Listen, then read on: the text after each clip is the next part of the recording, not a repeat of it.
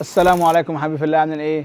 يا رب جميعا تكونوا بخير. والله ما اكدبش عليكم، انا ما اعرفش، مش فاكر اخر فيديو كان اليوم الكام، بس اعتقد كان اليوم السابع الثامن، بيتهيألي حاجه في الرينج ده يعني. المهم احنا النهارده في اليوم ال 15. احنا بعد ما ادينا يومين ميه بيضاء، كان التاسع والعاشر اعتقد يعني. طبعا كل حاجه متسجله، يعني الناس دلوقتي بقول اعتقد عشان انا مش فاكر قوي، لكن كل حاجه، كل همسه، كل لمسه، كل اي اكشن بيحصل في المزرعه او في العنبر بيتكتب، ولازم يكون عندك السجلات دي حرفيا بتفرق في قرارات مصيريه في الدوره. حتى اذكر انا في الكليه كان في والله محاضرات مخصوص على فكره وحوار السجلات ده. تاني انتوا محتاجين ايه؟ ننزل تحت شويه بالكاميرا كده اعتقد عشان تكونوا قدام عيني كده. فالسجلات دي مهمه جدا جدا جدا جدا.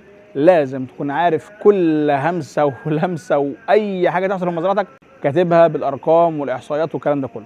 المهم نرجع لموضوعنا. بعد ما ادينا يومين ميه بيضه، كان بدات تظهر عندي كده ايه، سنه عطس، يعني سنه كده حشرجه في الكتكوت. طبعا من الاخطاء الشائعه جدا ان هوب ظهرت عندك عطسه او حشرجه جاريه على المضاد الحيوي، ودي اكبر خطا ممكن يحصل. انت كده بترهق الفرخ بتاعك مضادات حيويه في بعض الظروف اللي هو اصلا مش محتاج اي حاجه.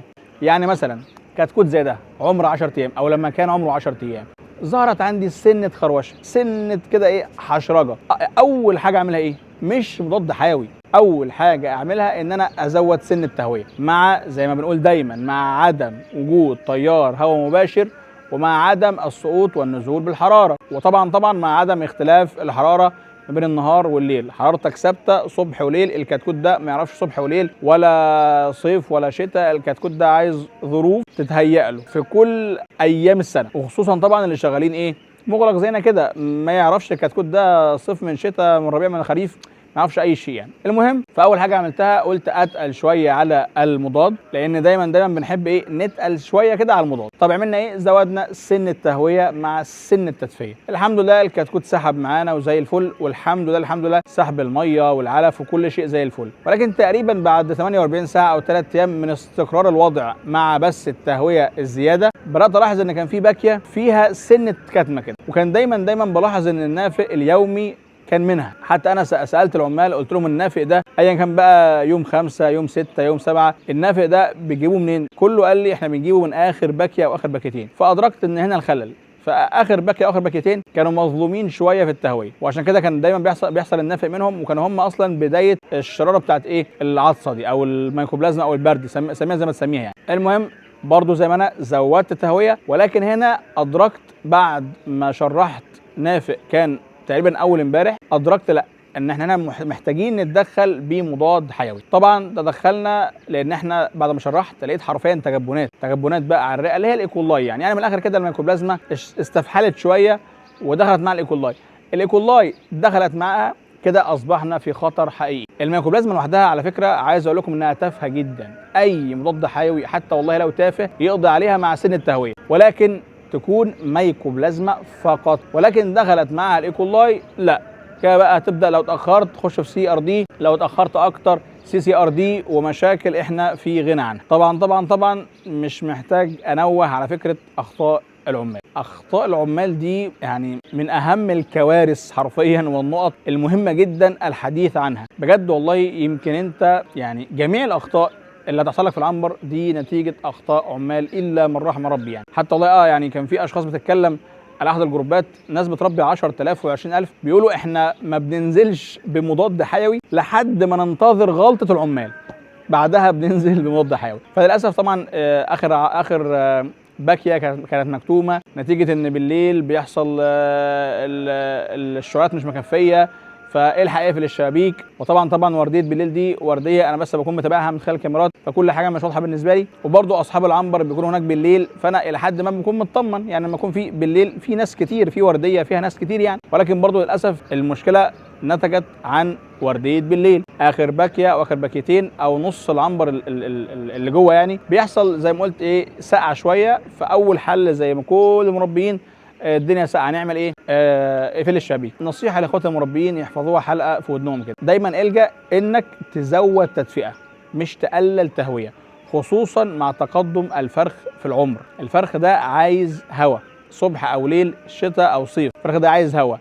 فدايما ما يكونش الحل ليك انك عشان تحافظ على التدفئه تكتم العنبر، لا، دايما نلجا الى تزويد التدفئه مش تقليل التهويه. المهم الحمد لله يعني لما العمال جابوا احد النافق وشرحناه وطلع للاسف في تجبنات وخلاص، يعني داخلين بقى في ايكولاي وسي ار دي، هنا بقى قررت انزل بمضاد حيوي، او قررت اقسم اليوم لثلاث سقوات، وده اللي مشينا عليه من اليوم ال11 لحد اليوم ال14 لحد على طول قبل تحصينه الجمبورو. احنا محصنين الجمبورو امبارح. المهم مشيت بقى 3 سقوات في اليوم، مشيت 8 ساعات ترايكوزين مع ابرافلوسين. الابرافلوسين ده اللي هو ابراميسين مع تلفالوسين، والترايكوزين ده اللي هو تلموكوزين مع ليفو مع كوليستين ومضاد التهابات وتجبنات والكلام ده كله. تاني سقوه نزلت بالبروفيت مع مضاد السموم، ان برضه لاحظت شويه كده سموم في السبله، والاثنين عادي جدا بينضافوا مع بعض، مفيش اي تعارض بينهم. دي كانت تاني سقوه.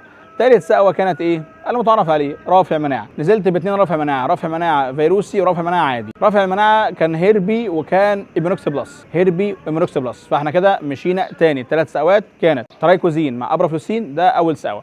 تاني سقوه المايكولينك مع بروفيت. تالت سقوه كانت الهيربي مع ايمونوكس بلس. مشيت كده 4 ايام مع طبعا تزويد التهويه، لا غنى عن تزويد التهويه. الحمد لله القطيع عندنا بدا يفوق، سحب الماء والعلف الحمد لله. اصلا طول الفتره دي سحب الميه والعلف الحمد لله ما قلش، بالعكس كان في تزايد الحمد لله الحمد لله. برضه كان من ضمن الدلائل ان الوضع عندنا مش كارثي، الوضع عندنا يمشي الحمد لله. كانت غلطه بسيطه والحمد لله لحقناها عن طريق اول حل هو التهويه. بعدين اليوم ال14 حصلنا جمبورو ومشينا بعدها برافع مناعه. دايما بعد التحصينه وقبل التحصينه دايما لما تمشي برافع مناعه. اضعف الايمان خالص هي سيلينيوم، ميه بيضاء قبل التحصينه وبعدها. والنهارده بقى اليوم ال15، يعني كان اصلا ميعاد النزول بمضاد حيوي الكوكسيدا كوليستريديا كان اصلا من اول امبارح. انا ببدا انزل بيهم من اول ال14. يوم ما اقول يعني هنزل بدري قوي بيكون مثلا اول ال13، لكن دايما بنزل بمضاد الكوكسيديا والكوليستريديا في الارض، يعني بنزل بدايه ال14. ولكن طبعا احنا اتاخرنا يوم نتيجه التحصينه ونتيجه الميكروبلازما اللي كانت عندنا. المهم من اول النهارده بقى هننزل ب3 سقوات، مضاد كوكسيديا هو رودي كير، مضاد كوليستريديا اللي هو كوليستيفاك، وهننزل 3 سقوه بالبروفيت اللي هو البروبيوتيك. ده بسم الله ما شاء الله حاجه انا لو اطول ما اشيلهاش من الميه 24 ساعه والله هعمل كده. بس طبعا احنا كده محتاجين يعني قرض من بنك ناصر عشان نعرف نجيب الكميات دي كلها يعني. بس ده اللي احنا هنمشي عليه لمده 3 ايام. انا في العنبر ده ما اكذبش عليكم، حتى لو الفراخ فايقه انا عايز اجي على ال16 وال18 ادي برضو طرفين، او ال18 وال20 ادي حقنه طرفين، ادخل كتكوتي او الفرخ بتاعي ال20 نظيف. ليه؟ تاني نظرا لان انا بقول لكم هيحصل اخطاء من العمال، تاني شيء في ظل الوبائيه المرعبه اللي احنا فيها دي، فانت كتكوتك او فرخك لازم يخش ال20 نظيف، فانا ان شاء الله باذن الله هخلص ال3 4 ايام او ال3 ايام بتوع مضاد كوكسيديا وكوليستريديا، وندي ان شاء الله باذن الله حقنا طرفين، ونخش بقى ال20 نضاف ونشوف بقى. يعني انا بالنسبه لي قبل ال20 دي دوره، بعد ال20 دي دوره ثانيه خالص بحسابات ثانيه خالص. وباذن الله برضو يعني عشان برضو مش عايز اسبق اول احداث، بس من ضمن الحاجات اللي انا ان شاء الله مثبتها في البرنامج بتاعي ان انا ان شاء الله باذن الله من اول ال20 الى نهايه الدوره دايما هثبت سقوه، لا اما يوميا لا اما يوم لا رافع مناعه او مضاد فيروسات. يعني دايما بقى اثبت سقوه هيربي، سقوه ايمونوكس بلس، سقوه ستانزا. دايما يوميا انا مثبت سقوات من الحاجات دي عشان بس ربنا يسترها ونعدي على خير. اخر حاجه بقى حوار الوزن، احنا الحمد لله في اليوم ال14 اخذنا متوسط وزن. اللهم بارك. انا زي ما قلت لكم مش هقول ارقام الدوره دي، بس اللهم بارك رغم كل الظروف اللي احنا فيها دي، اللهم بارك سابقين الجدول كمان. ويا رب نفضل محافظين على هذه النتائج يا رب، ومهما يحصل اي دروبات نفضل اهم حاجه محافظين على سحب الميه، سحب العلف والاوزان. بس تقريبا كده دي كل حاجه شغاله. ما زلنا بندفي طبعا عن طريق الشعلات، الشفاط طبعا زي ما انتم سامعين ورايا اهو شغال. وطبعا بنزود التهويه بالنهار كويس جدا، بالليل بنحاول نقللها شويه حسب طبعا معادلات التهويه الدنيا. طبعا لو انتم ملاحظين هو في كام عصفوره كده ايه للاسف دخلت العنبر النهارده، ولكن طبعا ايه انا بلغت العمال يطلعوهم. العصافير دي كارثه، كارثه اعتبرها كده كانها عربيه محمله فيروسات حرفيا وبكتيريا وقرف يعني. عشان كده احنا قفلنا كويس جدا من بره الابواب واي حاجه مفتوحه قفلناها باسمنت وكل ده. وبرده في كده كام عصفوره دخلت واحنا بندخل العلف النهارده من الباب الرئيسي، فالعمال ان شاء الله نخلص تصوير والعمال يطلعوها بره ان شاء الله باذن الله. العصافير دي حاجه ما تقولش مش مشكله، هو ان شاء الله ربنا يعني يسترها معاك وتعدي، بس العصافير حاجه كارثيه جدا. الفرشه الحمد لله زي الفل معانا، في بس كام باكيه كده بحس ان هم مش الطف حاجه، فالعمال زودوها امبارح نشاره بس. طبعا على علافات السمان بقى واي علافه صغيره خلاص شلناها، دلوقتي شغالين بقى بالعلافات الكبيره والساقات الجامبو. الجامبو والعلافات الكبيره الاثنين رافعينهم شويه من على الارض عشان برضه الفرخ خلاص بدا يكبر شويه او بدا يعني يطول شويه او يعلى شويه من الارض. وبس تقريبا دي كل حاجه اقدر اقولها في العمر 15. مفيش اي حاجه جديده تقريبا. طبعا وسعنا باكيه في باكيه كل ما العمر يتقدم. يعني تقريبا احنا دلوقتي ماشيين بمعدل كل 3 4 ايام كده بنوسع باكيه، غالبا اصلا فضل توسيع او توسيعتين وخلاص بقى يبقى كده العنبر كله حرفيا في فراخ الحمد لله يعني. بس تقريبا دي كل حاجه. عايز بس اقول حاجه اخيره، ودي برضو حاجه كان في شخص كلمني عنها يعني على الخاص. انا ان شاء الله باذن الله خدت عهد ان انا مش هلتفت لاي تعليقات سلبيه. اي تعليق ايجابي لشخص عايز بجد يفيدني او يصلح لي معلومه، الشخص ده هو ومعلومته فوق راسي. اي نقد بناء من اشخاص يعني بجد عايزين يفيدوني وبيحبوني في الله، الناس دي فوق راسي. غير كده اي تعليقات سلبيه في اي مكان والله الذي لا اله غيره انا لا اراها. ودايما بقول ايه؟ اهلا بحسنات لم نعمل لها، اهلا بحسنات لم نعمل لها. ودي برضو حاجه او مبدا عايزكم تاخدوه في حياتكم. ودايما افتكروا قول النبي صلى الله عليه وسلم: خيركم من ترك المراء وان كان محقا، او انا زعيم ببيت في الجنه لمن ترك المراء وان كان محقا، او كما قال عليه الصلاه والسلام. فدايما ما فيش حد يبص لاي تعليق سلبي، ودايما ما تسمحش لنفسك تخش في النقاش ما فيش هدف منه. هو نقاش الشخص اللي دخل قصادك هو بس عايز ينتصر لوجهه نظره، او شخص فاضي ويضيع وقت الى اخره. فانا عايزكم كل واحد فيكم يبص لهدفه لطريقه، يترك اي جدال او اي نقاش لا فائده منه.